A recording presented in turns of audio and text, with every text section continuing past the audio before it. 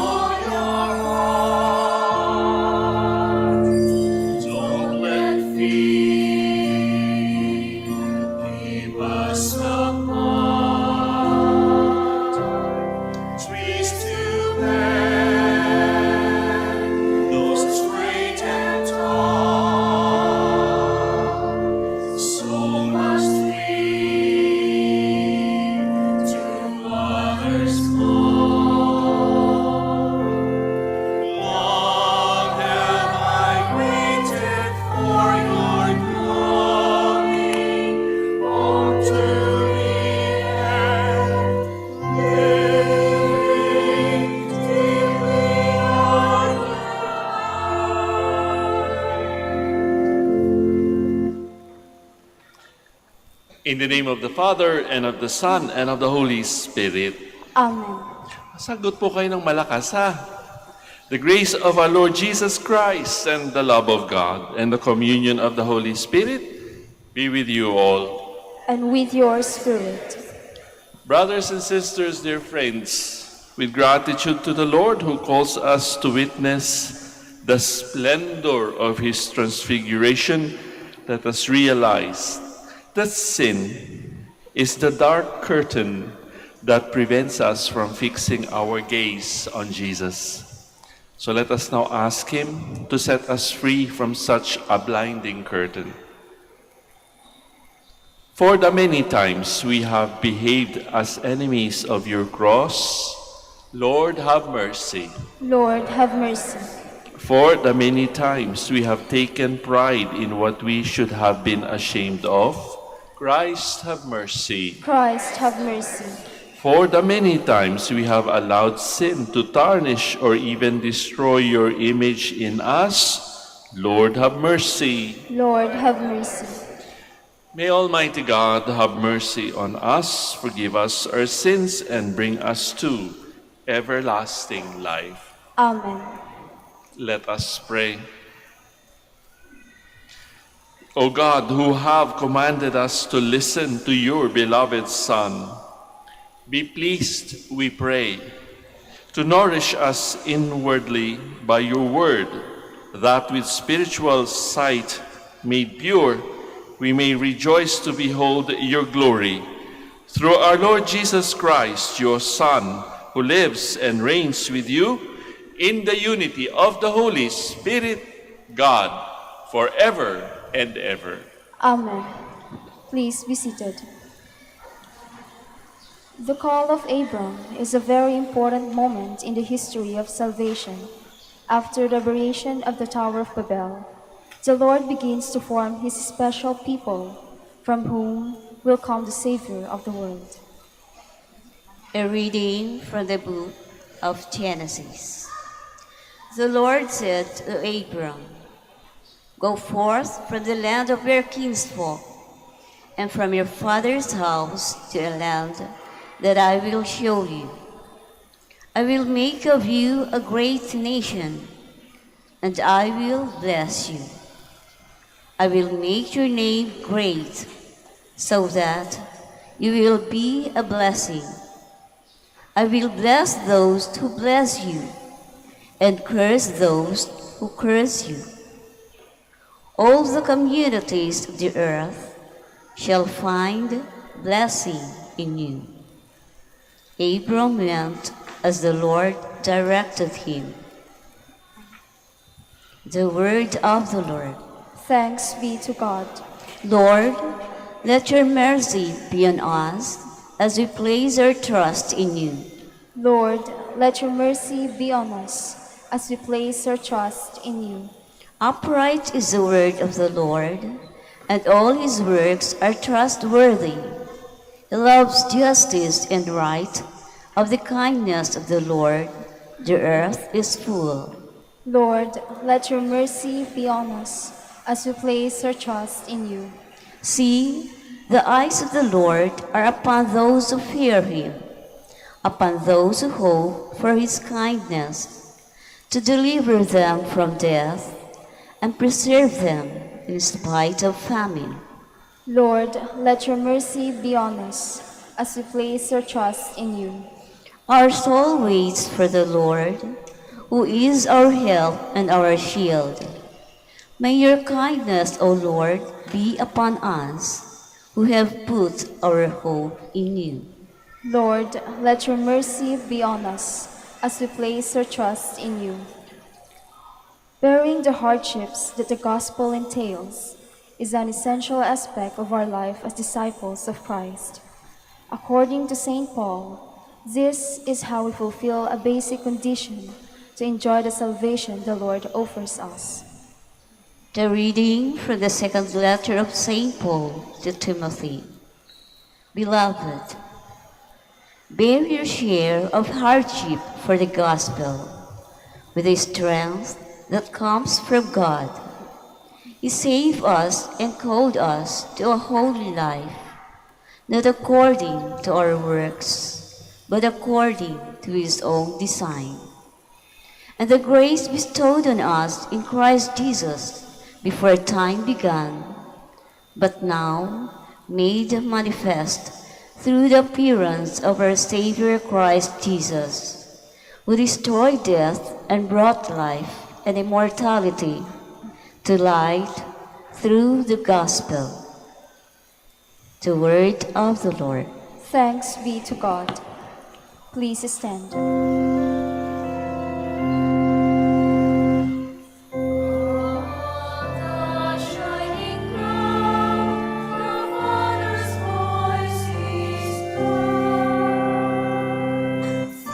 This is my Son, my beloved.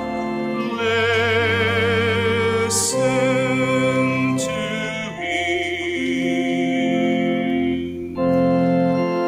This is my Son, my beloved. Listen to him. The Lord be with you. And with your spirit. A reading from the Holy Gospel according to Matthew. Glory to you, O Lord. Jesus took Peter, James, and John, his brother, and led them up a high mountain by themselves. And he was transfigured before them. His face shone like the sun, and his clothes became white as light. And behold, Moses and Elijah appeared to them, conversing with him. Then Peter said to Jesus in reply, Lord, it is good that we are here. If you wish, I will make 3 tents here, one for you, one for Moses, one for Elijah. While he was still speaking, behold, a bright cloud cast a shadow over them. Then from the cloud came a voice that said, This is my beloved Son, with whom I am well pleased. Listen to him. When the disciples heard this, they fell prostrate and were very much afraid. But Jesus came and touched them, saying, Rise, and do not be afraid. And when the disciples raised their eyes, they saw no one else but Jesus alone. As they were coming down from the mountain, Jesus charged them, Do not tell the vision to anyone until the Son of Man has been raised from the dead. Dear friends, sisters, and brothers, the Gospel of the Lord. Praise to you, Lord Jesus Christ. Please be seated. Magandang umaga po sa inyong lahat. Kadalasan, pagka tayo nagkikita, kahit hindi naman masyado natin kilala, pero ngayon dito sa Manaoag, lahat po kayo ay welcome sa Minor Basilica ng ating mahal na ina ng Manaoag. Ang iba sa inyo ay galing pa sa malayo, talagang sinadya sapagkat first Sunday of the month, di ba? At maaring maraming dahilan kung bakit kayo ay naririto. Pero bago ang lahat, kukumustahin ko kayo at sigurado ang isasagot niyo, mabuti naman, Father. Kumusta na ba kayo? Hindi lahat mabuti. Kadalasan, di ba, sasabihin natin, mabuti naman, okay naman ako. Di ba? Kahit hindi okay. O kung minsan, meron tayong mga gising, di ba, sa ating araw-araw na buhay. Kung minsan, parang hindi natin napapansin, pero tayong lahat ay nagbabago. Tumatanda tayo isang araw, di ba? Kung minsan maiging ating pakiramdam, kung minsan medyo hindi. Lalong-lalo kapag tayo tumatanda na, di ba? Ang dami-dami natin sumasakit sa ating mga kakasukasuan. So, hindi natin nanonotice, meron pa ring pagbabago na nangyayari sa ating buhay. Kagaya ng nangyari dito kina Peter, James, and John. Nakita nila ang Panginoon sa ibang imahin. Hindi nila mapaliwanag ano nangyayari. Jesus was transfigured right before their eyes. At meron din silang narinig na hindi nila maipaliwanag. Marahil karamihan sa inyo dito ay naghihintay din ng pagbabago sa kanilang buhay. Marami nagpupunta rito upang humingi ng healing o paggaling sa kanilang mga nararamdaman sa kanilang katawan at sa kanilang kalooban. Hindi naman masama yun, talagang ganon, di ba?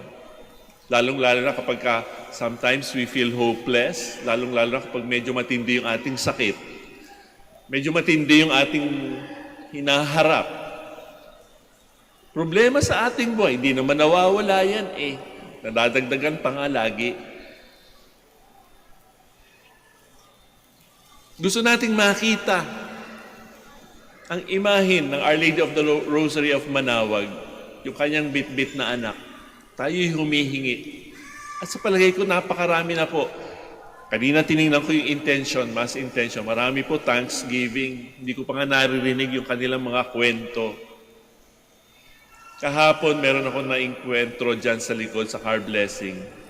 Galing siya sa malayong lugar, siya nagpupunta lamang sa Pilipinas. At kapag siya pupunta ng Pilipinas, sinasadya niya talaga na magpunta sa Birhen ng Manaoag. Sabi niya sa akin, Father, pray mo naman ako. Sabi niya, meron akong stage 4. Alam niyo na yun, di ba? Kapag sinabing stage 4, wala nang susunod. Nagtataka ako sa kanya, sabi ko, stage 4. Tapos, ambulatory ka para ka namang walang sakit. Father, handa ka na ba? Lakas ng loob ko na magtanong, handa ka na ba? Natawa siya. Sabi niya, oh, Father, sa madaling salita nga lahat naman na ibibigay sa akin. Hindi siya taga-Pilipinas. Nag-immigrate na siya. Sabi niya, pero maluha-luha siya, hindi niya siguro matimpla yung kanyang tuwa sapagkat siya naandito. Sabi niya, there's nothing I can ask for from Our Lady and from her son. Pero umaasa pa rin siya na siya ay gagaling. Sabi ko, alam niyo, marami na akong kwento dito kahit stage 4 hanggang ngayon ay buhay pa. Magtataka tayo, di ba? Pero kung makikita niyo siya, normal lang. Sa ating buhay, napakaraming pagbabagong nangyayari. Kung minsan, gusto natin yung pagbabago. Kung minsan, hindi. Kung minsan, okay lang, di ba? Lalong-lalo na kapag it is good and we consider or judge the change as good. Pero kadalasan, di ba, parang natatakot tayo na baka hindi ko matanggap ang consequence ng pagbabago. Kaya kung minsan tayo ay natutuksong magdasal ng ganito, Lord, okay na po yung buhay ko, huwag niyo nang baguhin. Di ba? Kasi we don't know the consequences of that change that God will give us. Lalong-lalo kung pagbabagong yan ay, ang ibig sabihin ay nawalan ka ng mga bagay o someone very close to you. Masakit ho yun, di ba? Kapag ka ikaw ay namatayan ng mahal mo sa buhay. O di kaya kapag ka mayroong karamdaman ng mahal mo sa buhay, masakit yun. O ikaw mismo. Kaya kumisan, natutokso tayo, natetempt tayo na sabihin, Lord, huwag mo nang baguhin ang buhay ko. Okay na ako. Hindi. Kagaya ng karanasan ni Peter, James, and John. Kagaya ng karanasan ni Abraham doon sa unang pagbasa. Nakadinig sila ng salita, ng boses. You go. Sabi ng Panginoon kay Abraham, di ba? Pumunta ka dito sa lugar na ito at ikaw ay aking bibiyayaan. Si Peter nga hindi alam, hindi magkamawa kung anong gagawin. Mag-ano na lang tayo dito, magtayo tayo ng tents. One for you, one for Elijah, one for Moses. Tapos mamaya ng konti, nung narinig nila yung boses, this is my beloved son. I am pleased with him. Listen to him. Natakot ang tatlo. Kuminsan ganyan din na nangyayari sa atin. Natatakot tayo. Kaya nga, yung prayer natin, Lord, wag mo nang baguhin ang aking buhay. Ay hindi. Palagi tayong nagbabago.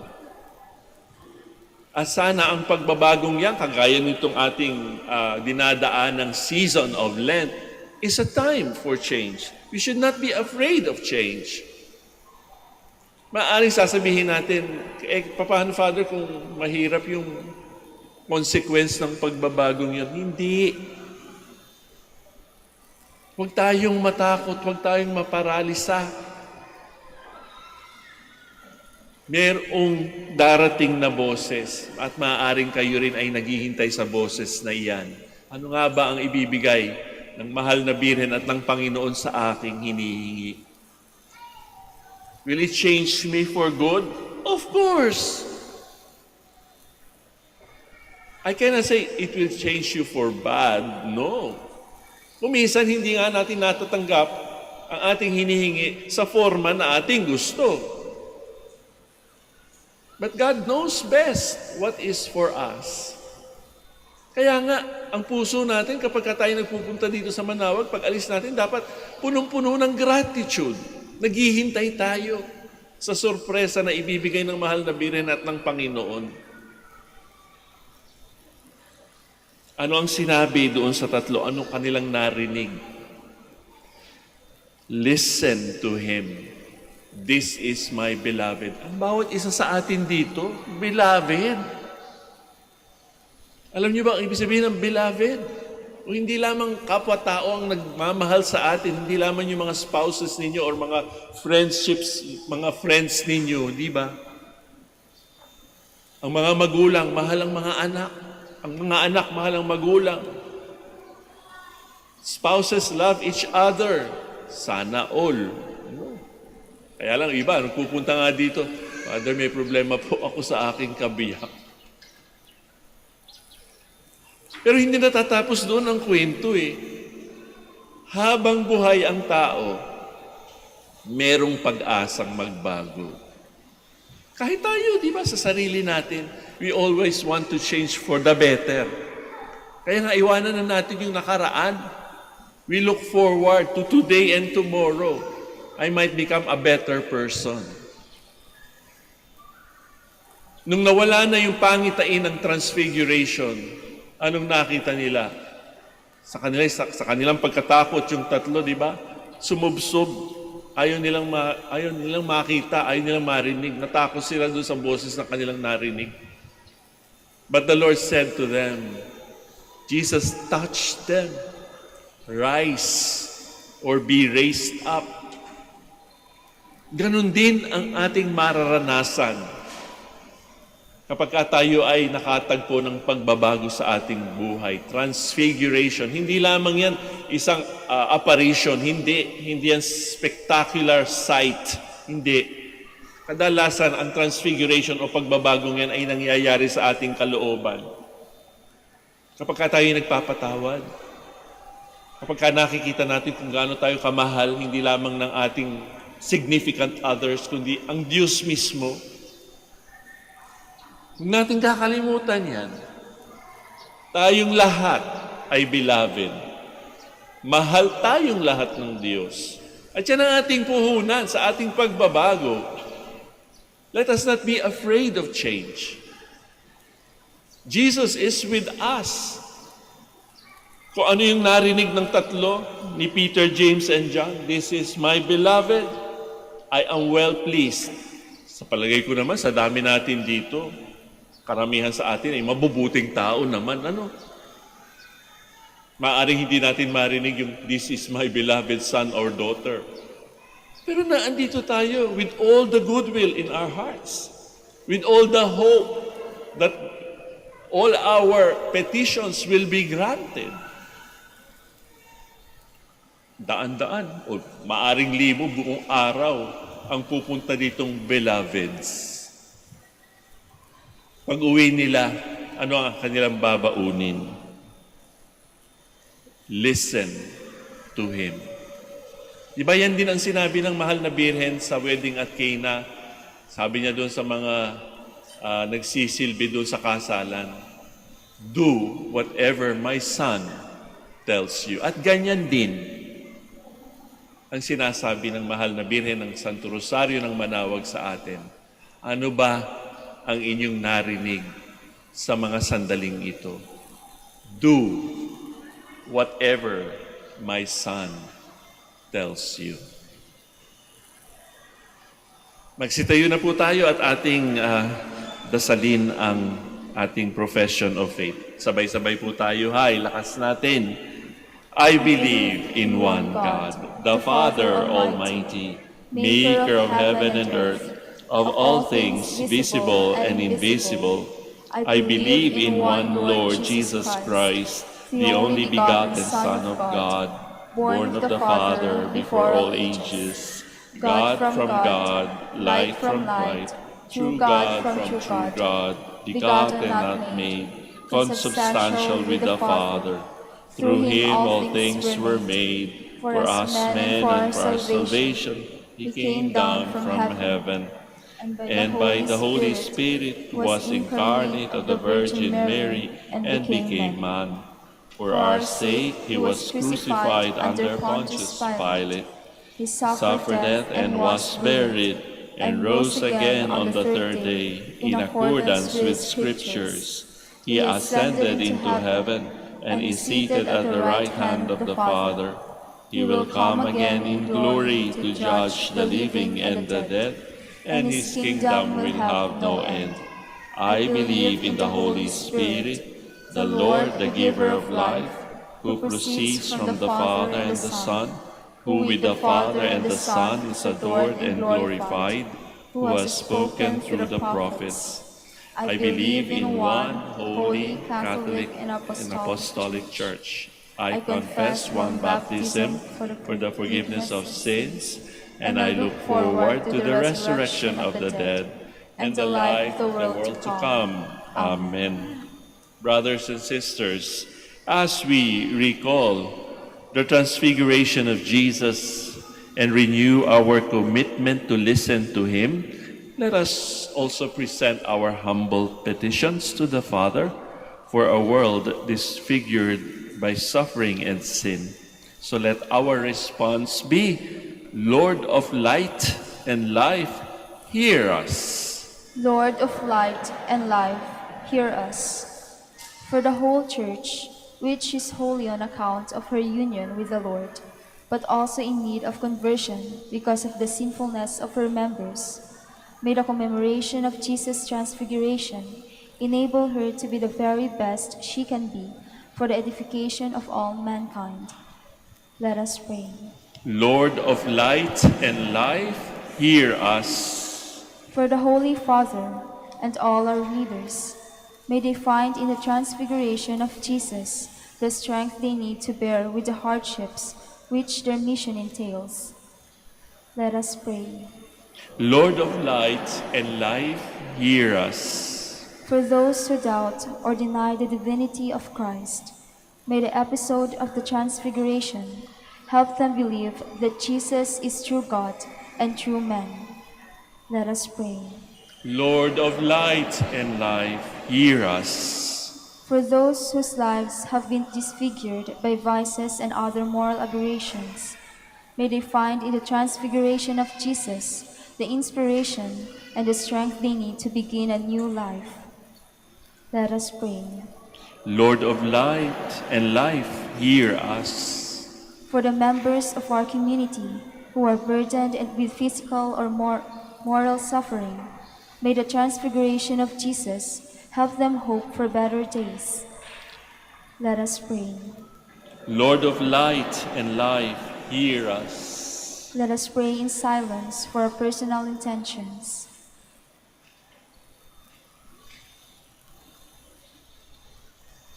Let us pray.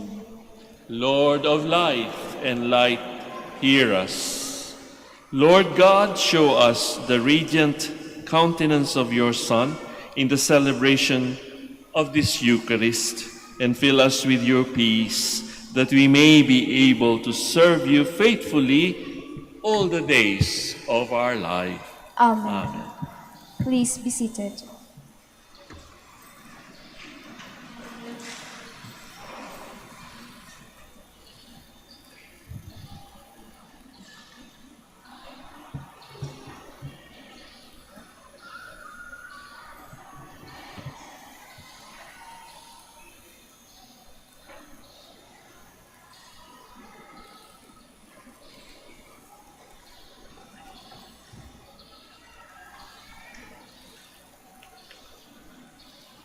Blessed are you, Lord God of all creation, for through your goodness we have received the bread we offer you, fruit of the earth and work of human hands, will become for us our bread of life.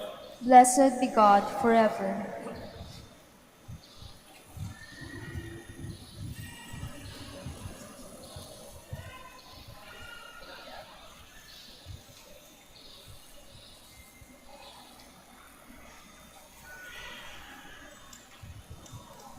Blessed are you, Lord God of all creation, for through your goodness we have received the wine we offer you, fruit of the vine and work of human hands. It will become for us our spiritual drink. Blessed be God forever.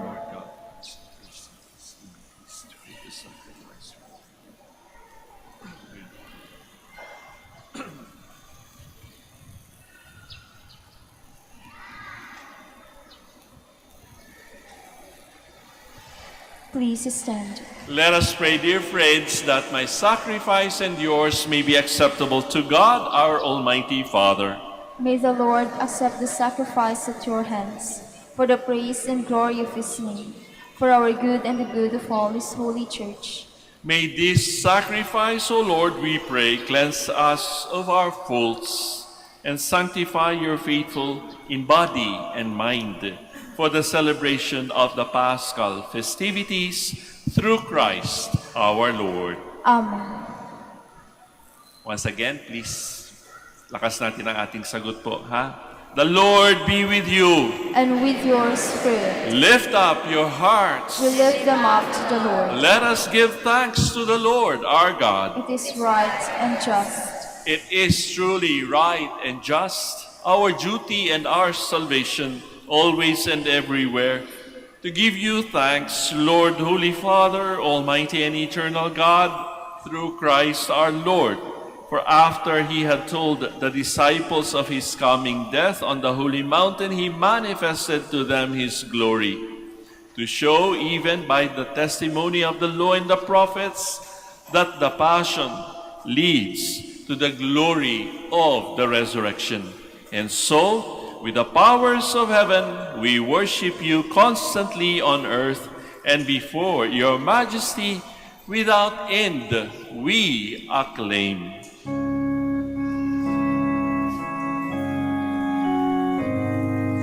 Santo, Santo, Santo,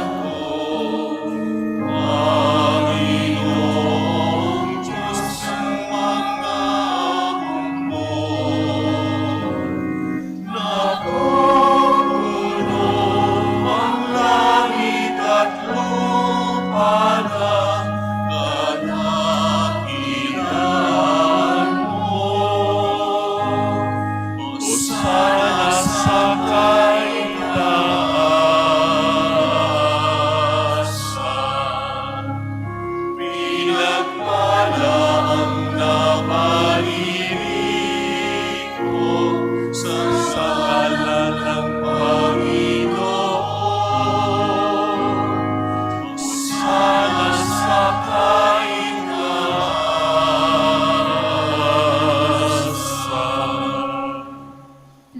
kneel.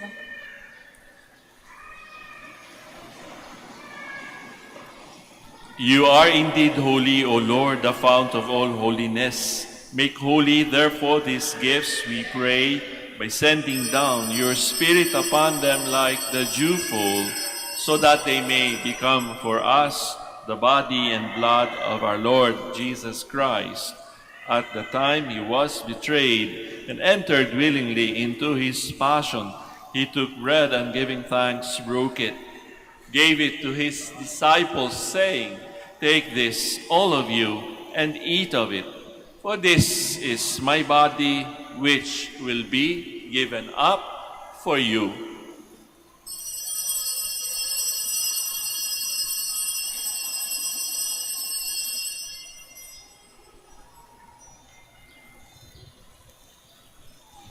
In a similar way, when supper was ended, he took the chalice and once more giving thanks, he gave it to his disciples, saying, "Take this, all of you, and drink from it.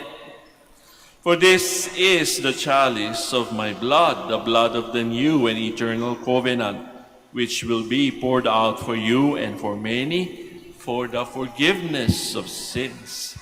Do this in memory of me."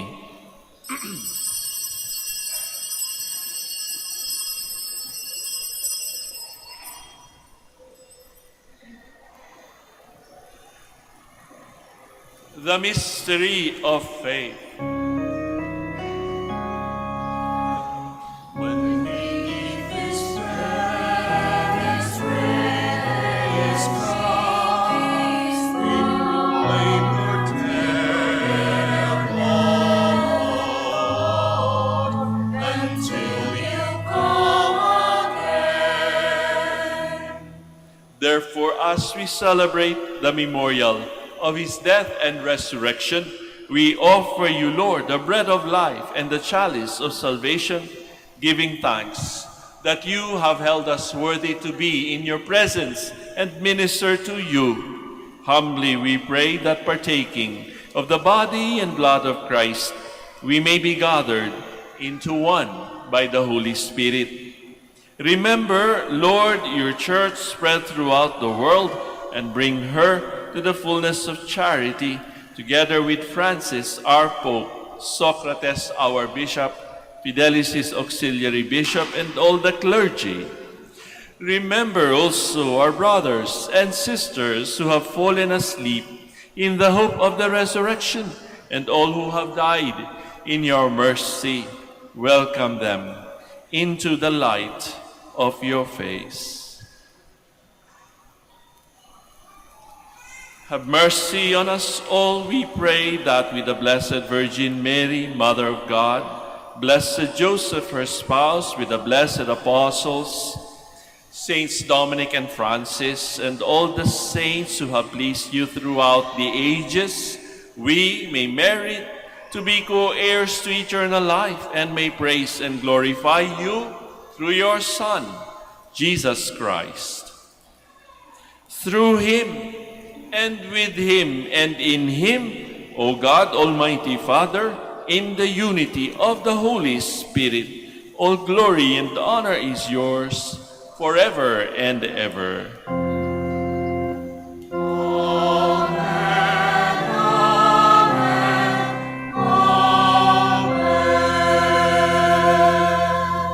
Please stand.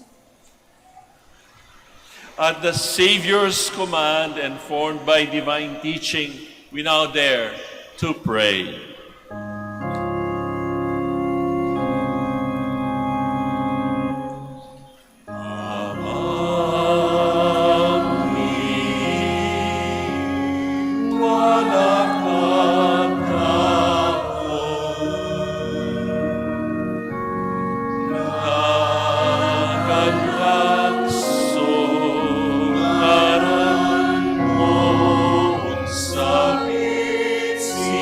Amen.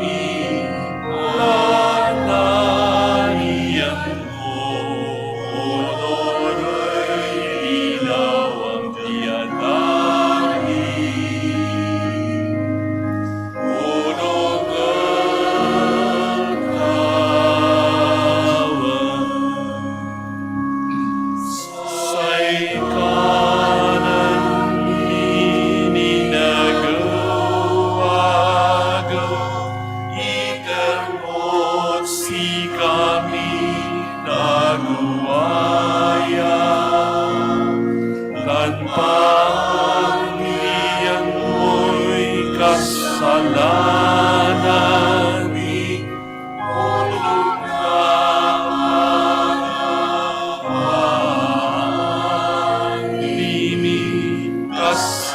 kasalanay ng kasalanan. Basi kami, tanan mo kami, iretus mo, ilaan mo kami.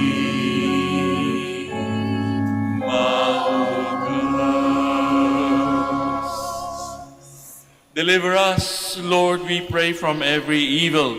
Graciously grant peace in our days, that by the help of your mercy we may be always free from sin and safe from all distress, as we await the blessed hope and the coming of our Savior, Jesus Christ. For the kingdom, the power, and the glory are yours, now and forever. Lord Jesus Christ, who said to your apostles, "Peace I leave you, my peace I give you," look not on our sins, but on the faith of your church, and graciously grant her peace and unity in accordance with your will, who live and reign forever and ever.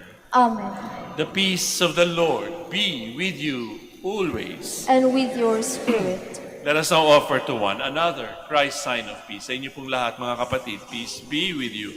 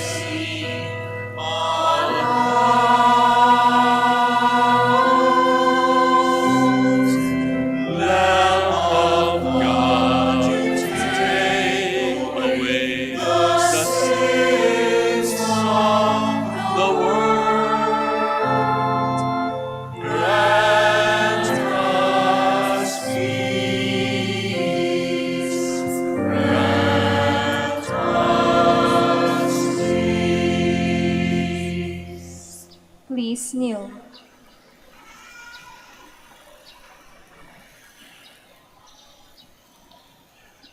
Brothers and sisters, behold the Lamb of God. Behold him who takes away the sins of the world.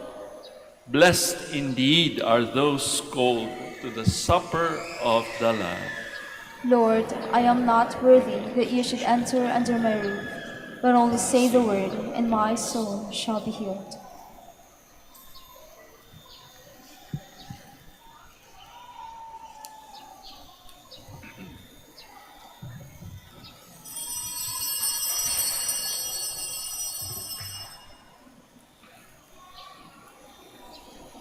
Paalala po sa lahat, sa inyong pagtanggap ng komunyon, bago po humarap, pakibaba na po ang face mask.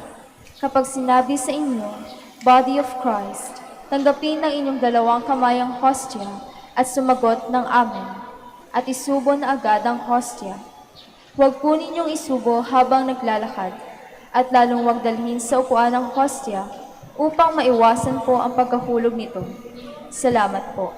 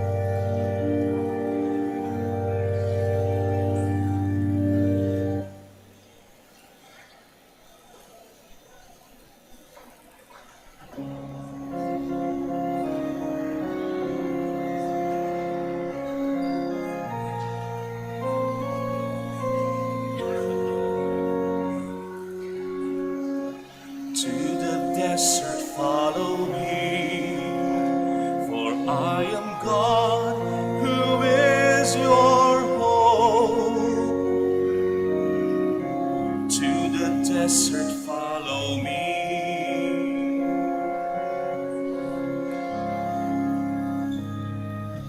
To the desert follow me, for I am God who is your home. To the desert follow me.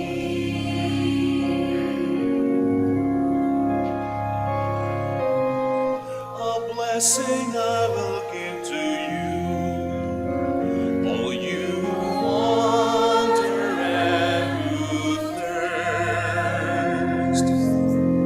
The desert soon will bear a spring, for giving water shall restore you.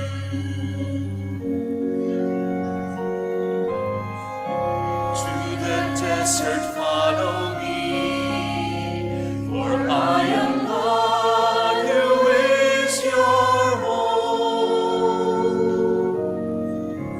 To the desert follow me.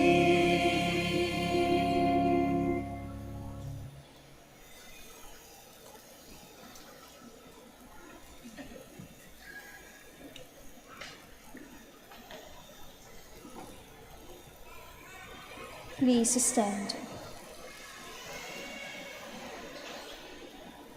Let us pray. As we receive these glorious mysteries, we make thanksgiving to you, O Lord, for allowing us, while still on earth, to be partakers even now of the things of heaven, through Christ our Lord. Amen. So once again, sisters and brothers, thank you very much for visiting Our Lady of the Holy Rosary of Manaoag here in Pangasinan. Sana po ay huwag nating kakalimutan, tayong lahat ay beloved. Mahal ho tayo lahat ng Diyos. Yan ang tinatawag nating sana all. Pag tinitingnan natin ang crucifix, Jesus died for all of us. Sana ganyan din ang ating gagawing pagmamahal sa ating mga kapwa. Sana po pagpatuloy natin ang pagdarasal sa bawat isa at makakaasa din naman kayo na kami dito, mga pari at mga brothers dito sa Minor Basilica, ay palaging naaalala din ang inyong mga petisyon sa aming mga panalangin. The Lord be with you. And with your spirit. At katulad ng pagbati ko sa inyo ng The Lord be with you, baka naman pwede po rin yung pabaunan na inyong mga katabi ng The Lord be with you bago tayo magkahiwa-hiwalay. Pakisabi rin sa kanila, The Lord be with you. And may Almighty God bless you all, the Father, the Son, and the Holy Spirit. Amen. We have offered the Holy Eucharist. We go in peace, glorifying the Lord with our lives. Thanks be to God.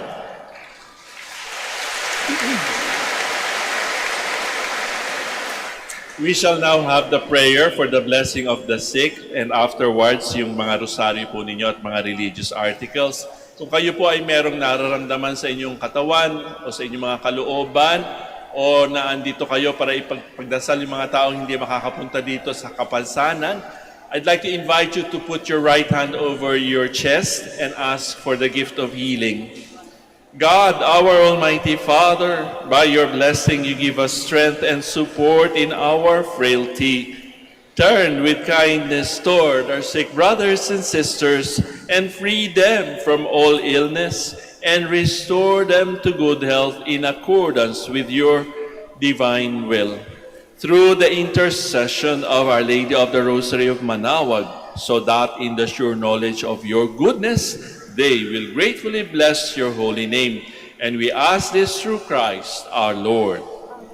Sa mga rosaryo po naman at mga religious articles in memory of the mysteries of the life, death, and resurrection of our Lord Jesus Christ, and to the honor and glory of the Blessed Virgin Mary, Mother of Christ, Mother of the Church, Our Lady of the Rosary of Manaoag, may these rosaries, crucifixes, images, candles, oil, and other religious articles be blessed, and for those who will use them be made holy too. In the name of the Father, and of the Son, and of the Holy Spirit. Amen. Amen.